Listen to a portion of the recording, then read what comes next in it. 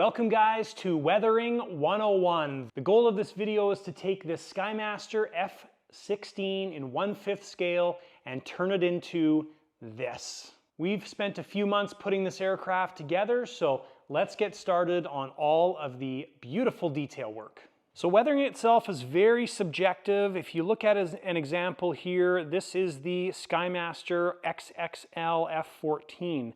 And what it looks like to me that they did when they weathered this aircraft is they filled in all of the panel lines and rivets everywhere, and then they went in with an airbrush afterwards and airbrushed it. Now, looks good, but one of the downsides with this kind of weathering is you get the dark patches on both sides of the panel lines, which isn't exactly true. It does look really good though. So something like this is a great example where you've got kind of the darker panel line on both sides, which the correct way this is going to go is you'd have the darker patch on your airflow movement. So the leading edge of this would be fairly clean, like this area, and the behind would be the dark area. So we can achieve that in quite a few different ways, and that's what we're going to be covering in this video. And if you look at the Skymaster SU30, very similar weathering style. So we've got rivets filled in everywhere, panel lines filled in, and some airbrushing done on all of those panel lines. So I'll preface this, weathering is totally an artistic thing. It's very unique, it's very subjective. So people always tend to have very strong opinions on weathering. So my style of weathering may vary from yours, but hopefully we can all sing Kumbaya and we can share our different techniques and use them on future projects. So we just wrapped up the assembly of this Skymaster F16. So first thing we need to do is we need to take all of our stuff off. So we're going to pull our wings off, our vertical stab, our horizontal stab, our nose cone. Basically, we're going to strip this aircraft down. We're going to work on all of the weathering pieces independently off of the aircraft. All right, so we got all of our surfaces laid out here, our supplies, our wings. So we're going to work on all of the surfaces first, and we're going to leave the fuselage till the last. So let's give you a basic rundown of our supplies needed for step one. So some gloves, paper towel, brush, we've got some brush cleaner. This is a nice brush, so I clean it. If you can get some cheap brushes, then you can use those. I would consider them disposable. We've got lacquer thinner. I use lacquer thinner most of the time. You can also use turpentine as well. We've got some big cotton swabs. This also works good, and a bunch of different various sizes there. We've got a container to mix our stuff in. You can pretty much use anything. And we've got some oil paints as well. Doesn't really matter what brand or anything like that. This is just stuff I pick up from our art supply place. This is raw umber and lamp black. Those are the two colors I use kind of most often.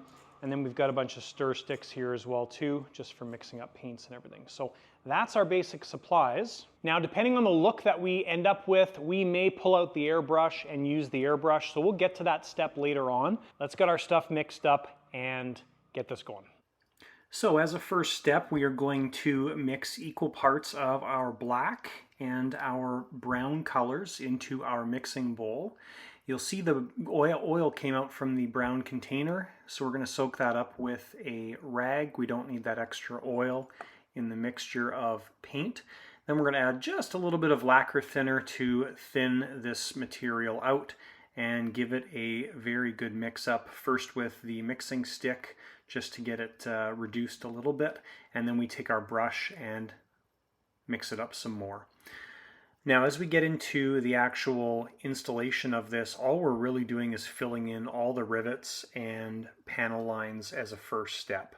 You don't need to be neat and tidy on this step because most of what you install is going to be removed.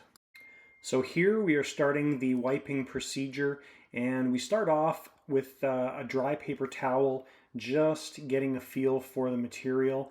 Now when this material is first mixed up together and it's got a little bit of the lacquer thinner in it, it's a little bit thinner than later on when the material tends to dry out.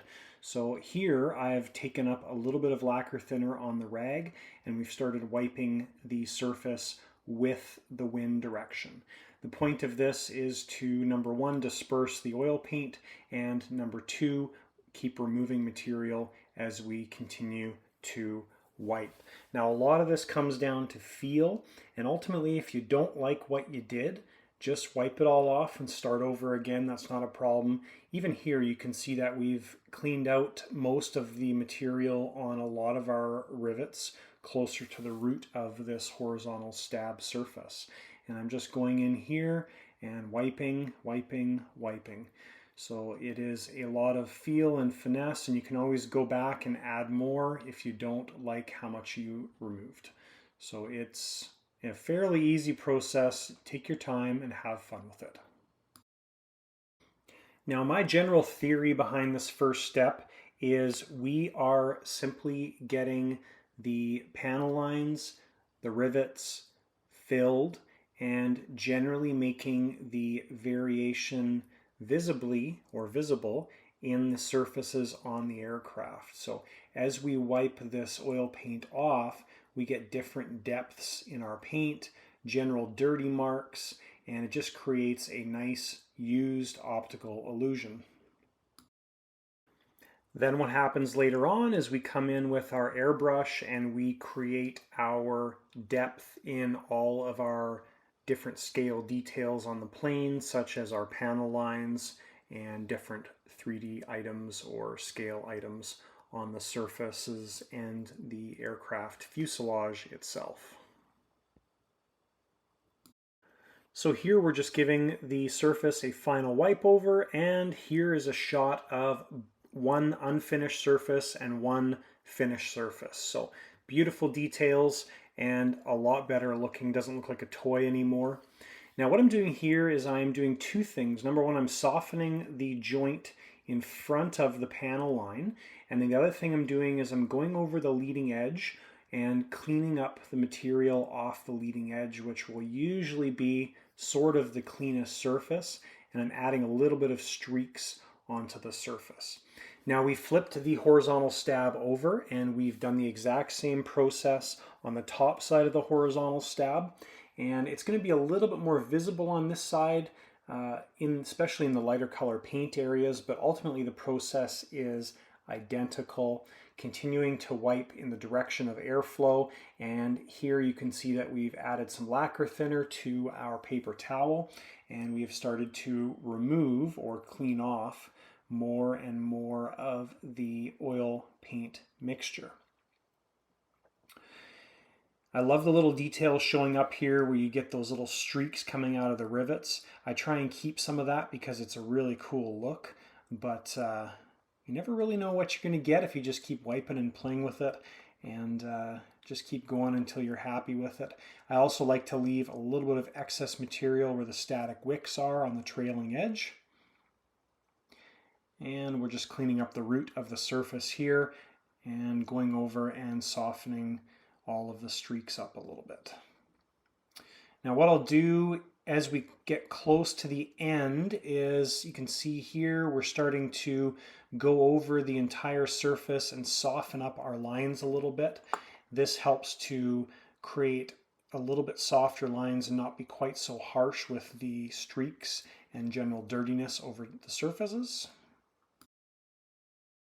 And we're still a little bit too dirty for my liking, so we are going over it one more time with another clean cloth with lacquer thinner. And you can see here, if you don't like what you did, almost all of it comes off. If you spent a bit of time focusing on the joints, panel lines, rivets, it would get most of it off. So this is also a cool look as well. You can see the streaks coming off the panel lines. And if you didn't go in and airbrush stuff, this would actually be a really good, lightly weathered surface. And I would be happy with this if we were going for that light weathering look. All right, so I thought I'd do a little comparison here for you guys so you can see what it looks like between the two. So obviously the unweathered one and the weathered one. If you're not happy with what you're doing, you just take a clean rag, and basically the more you wipe away, the more it comes off, right? So with weathering, don't be scared to weather because it comes off. It's not a big deal. So you can see there, it's kind of just a balance. So And moving on to our vertical stab or rudder. The process, of course, is exactly the same as it is with the rest of the aircraft. We're going over all of our rivets, panel lines, and joints between the surface and the vertical stab.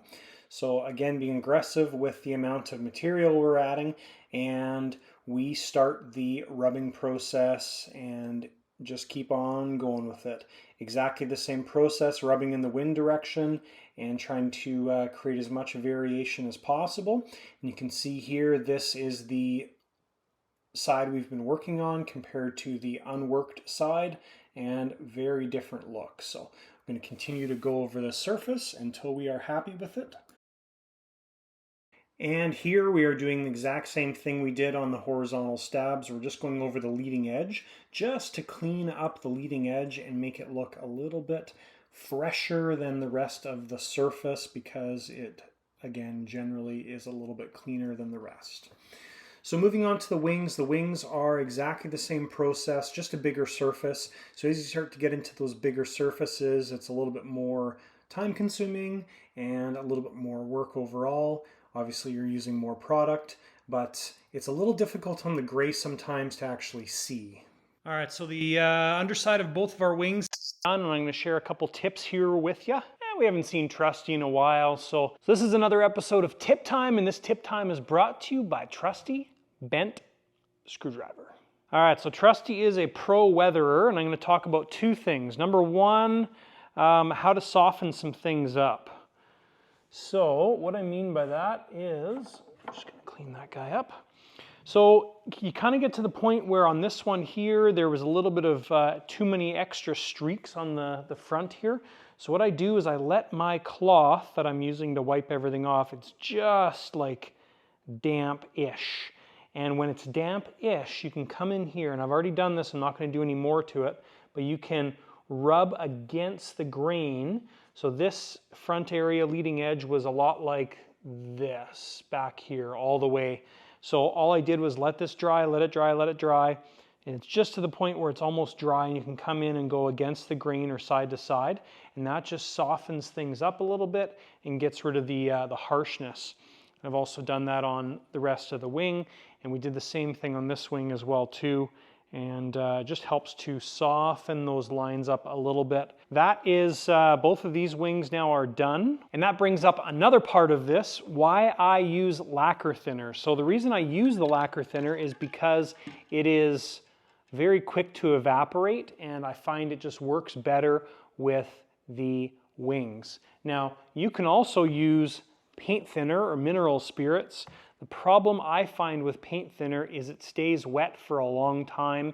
I guess it's a little bit less aggressive, and I feel like I don't have as much control over what's happening while I'm wiping all the weathering or the oil paints off. So as you've been watching this process, essentially we get all the black lines done up, and then I just start wiping and wiping and wiping. Now in order for that to soften and get the result that I like, we need a solvent that is fairly quick to evaporate. Otherwise, I find you just end up wiping most of it off. So that's why I use lacquer thinner. All right, so we've got our wings, our horizontal stabs sitting over here doing their thing. Our vertical is on our fuselage, just so we could use that as a reference. And we are moving on to weathering the fuselage. So it's essentially exactly the same process. The difference here with the fuselage is we are going to start at the nose and work our way backwards. Now what I'm going to do is I'm going to use our half color line or split line here as my finishing point. I mean, this area I can come down underneath, but basically I'm going to stick to the top side of the fuselage on our edges here all the way down. And initially I will work to the fuselage joint. So forward, back to the fuselage joint-ish, and then we'll just continue on coming down the fuselage in sections. So fuselage, because it's bigger, it's going to take a while, but really no different than doing, you know, a couple wings essentially. When we flip it over, that's when it gets a little more challenging, but let's have at her. All right, so with the fuselage, you have a few more details to work into everything. So there's going to be some 3D parts and materials and details on the aircraft. You need to be mindful of those things, canopy joints, etc., etc. But ultimately, it's the same process. You're filling in the indents and making things generally look dirty.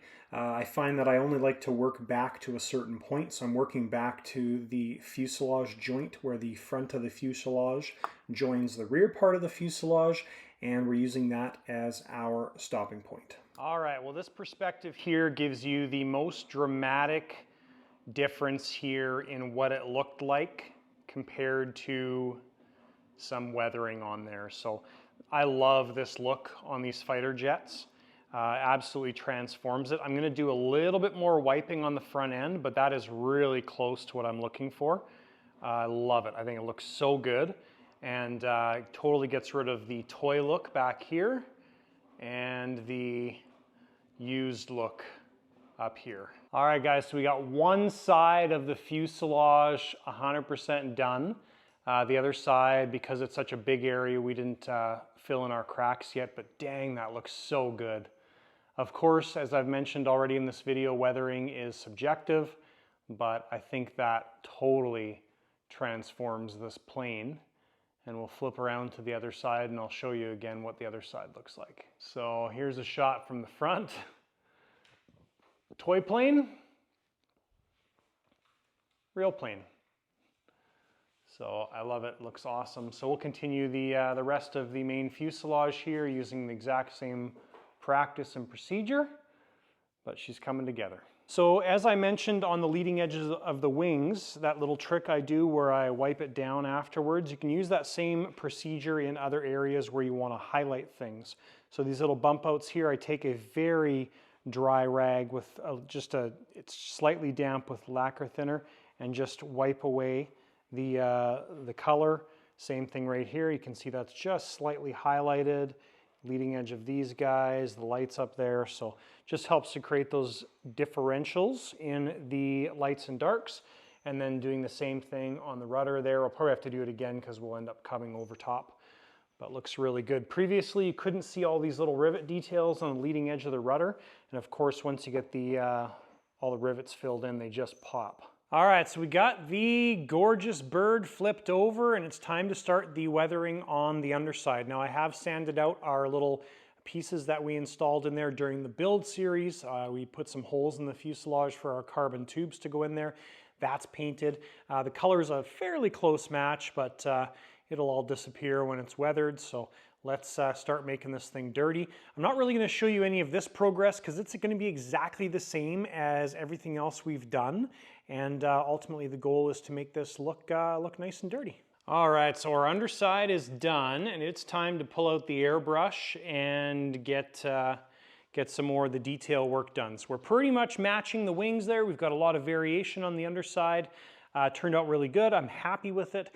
So what we're going to do now with the airbrush is we go in and we do the detail work. Now the detail work is kind of the stuff that we'll take a look at on the Skymaster factory weathering. So like areas like this where you've got vents or whatever, we could have left this with oil paint. The problem with the oil paint is if you leave big globs of it or big areas that are thick, it's going to take months, years to dry. Even this stuff that we've done on here, like it's going to be a while. It's going to be a few weeks before it's like, you know, fairly solid. And ultimately, you don't even need to, with the oil paints, you don't even need to clear coat over it.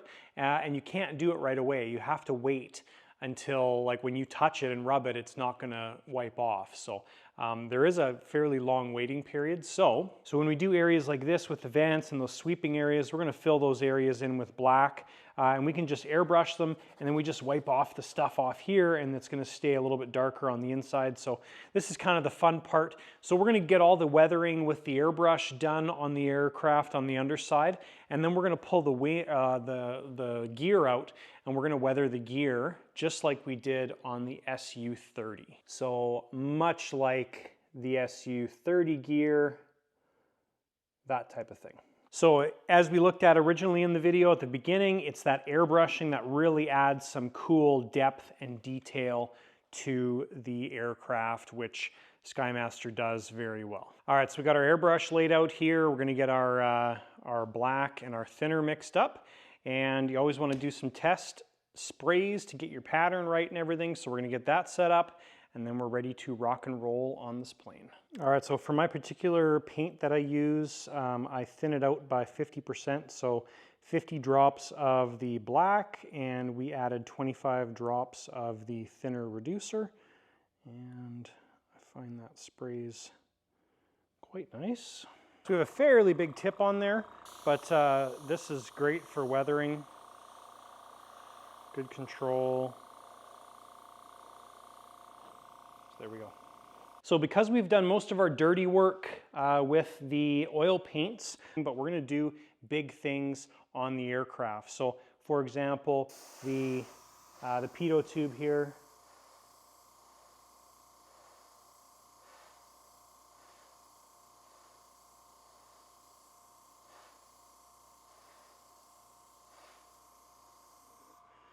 So that's it. That just adds a little bit more depth to what we're doing. We'll come in here and do areas like this.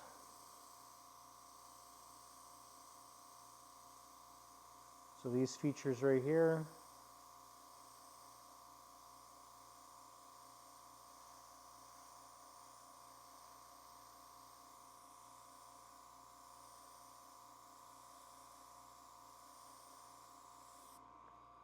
And then what I was talking about previously with like SkyMaster's weathering is this exactly. So what I'm going to do is I will take this cardboard here and show you guys exactly what I'm talking about. So when you do that, that adds a hard point where the panel line is for the actual part. And that's kind of what you're looking for when you do it the SkyMaster way. But anyways, we'll just continue on and continue adding some detail and shadows.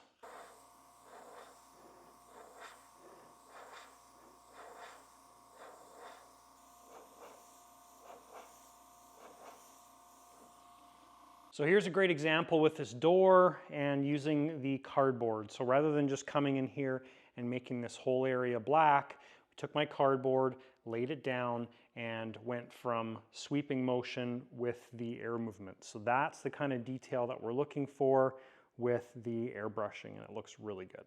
All right, and just with a little bit of light airbrushing, that is panel line detail. Now, I did not go very thick on this at all. We still have some more to do, but it gives you an idea of how little you need to add to create massive pop on those panel lines. It's very lightly done, and it adds a whole new depth. Now again, if you don't like it, you can just simply get rid of it. I know it looks really dark on camera, but really makes that pop.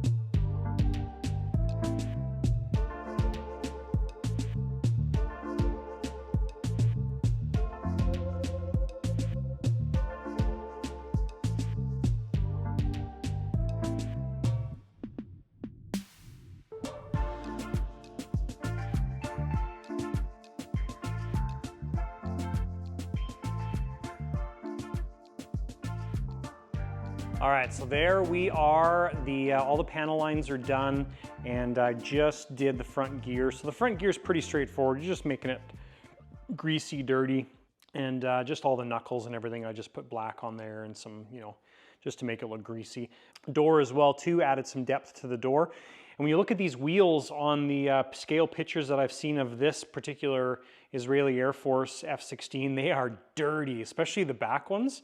When you see pictures of the back ones, the wheels are almost black. They are disgusting. So, okay, so we flipped the plane over, and now we're gonna work on our panel lines on the top of the airplane. And what I'm doing is I'm giving this a wipe down with some rubbing alcohol. So what the rubbing alcohol does is it kind of takes off our most of our dirtiness. So you can see the transition here between the two. It's still much darker than it was before, but that has been sitting on there for about 4 days. And we're going to continue wiping this off. All I do, spray some rubbing alcohol on a rag and just wipe with the direction of the wind. Still creates some of this stuff right here, keeps some of the depth, but it gets rid of a bunch of the dirtiness, and then we'll come in here and do our panel lines just like we did on the underside. So I know lots of people, when we did the first step on this, like, oh, it looks terrible. I'm sure you said in the video, but come on. So we take a brand new blue cloth, we give it a nice spray of rubbing alcohol, and wipe. Now you don't have to worry about this too much because you come back afterwards and you soften everything up. So we're just going to come to this back area here, flip our rag over. And this is one of those feeling things. So as the rag starts to dry and the rubbing alcohol starts to dry, that's when you want to transition to rubbing it back down and getting it kind of smoothed out. Okay, so our rag's getting close.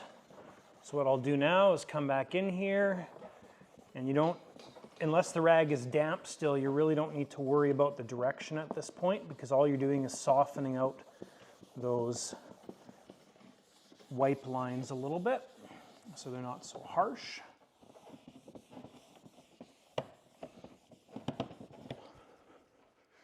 See here, so we'll just come in the front section.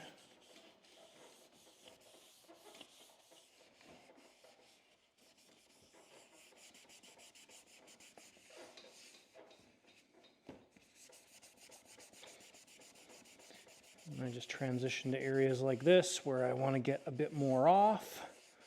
So I flip the cloth to a clean spot. There we go.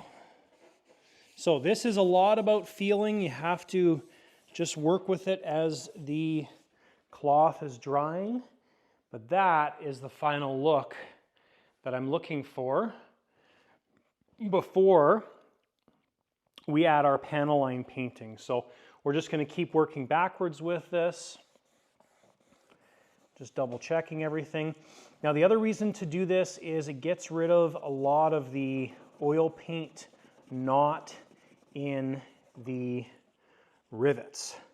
So ultimately the plane and your weathering will dry quicker, and then you'll be able to add a clear coat over top of it. There we go. That's cool. So we'll just keep wiping on the back part of the fuselage and get it all to this stage. All right, so panel lines are all done. Now those panel lines, when they are cured or dry, we're going to sand those with 1000 grit to soften them a little bit. And what that also does, I did a couple here just to show you guys on camera.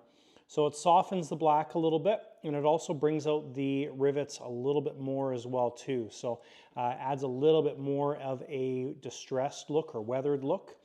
And it's one of the key things that I do on something like this when I get all those panel lines done. So obviously the panel lines are fairly aggressive as far as the coloring goes. You know, if you compare them to something like the SU here, they are a little bit more aggressive, but the difference though is we've got a sharp line on our panel line. They're not such a soft line. So there is a bit of a difference there, but we're going to soften them up a little bit, so they'll end up looking probably something similar to that. So also got our pilot name installed on there, Coco Cool Torasan. There we go. So that's painted in black, so it'll be a little bit subdued. I'm just going to peel my vinyl off and we'll do the other one on the other side. So airbrushing on the wings is tons of fun.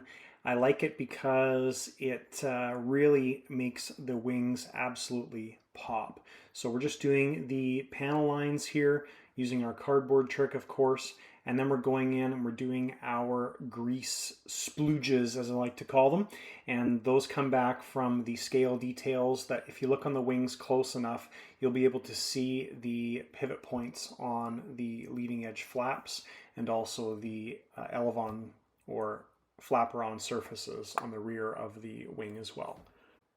And we flip the wing over and do essentially the same thing to the underside, doing exactly the same details on the hinge points and also the hinge points of the flapper-on surface. We've got a couple details in the mid part of the wing to add some airbrushing to, but you can see here this totally transforms the underside of this wing, makes it look so different from the stock, clean, non-dirty wing. All right, guys, we've got her all assembled. Just a quick check over here. There was a couple touch-ups to do, and I am very happy with the result. I just forgot to do these areas back there. So this is, yeah, that's it. It's dirty. She's very aggressively weathered, and I absolutely love that look. Now keep in mind, like I said in the very beginning of the video, weathering is very subjective. So you may not like this, and that's totally okay. I think it looks phenomenal, and when you see it in person, it looks really good.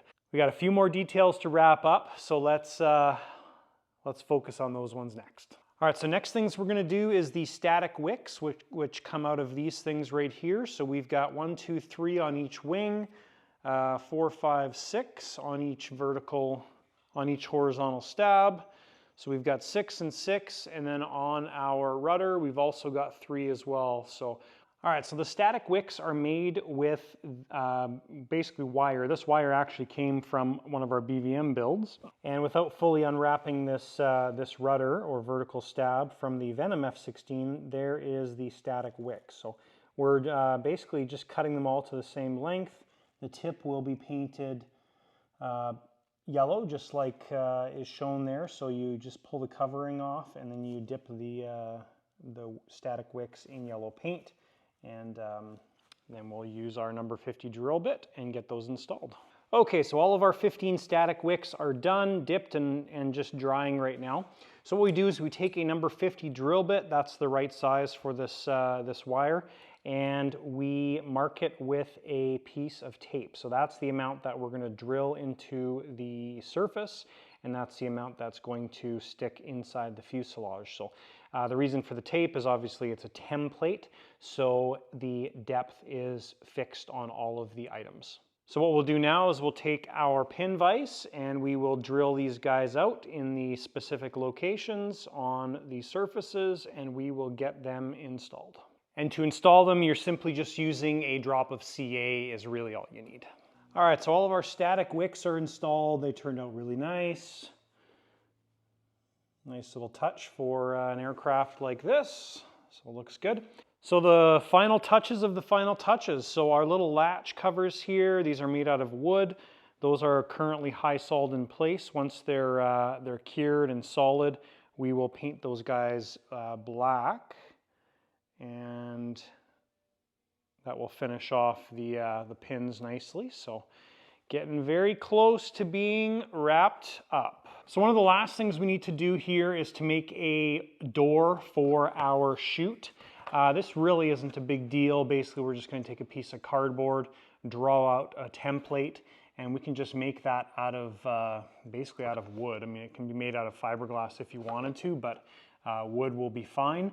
And we're just going to put two door hinges on this side. So nothing really overly crazy going on there, but we just need to make that door openable, and it's going to have a magnet down here that holds it closed. So pretty straightforward stuff. We've done the same thing on the Venom BVM F16 previously, so we're just going to accomplish this.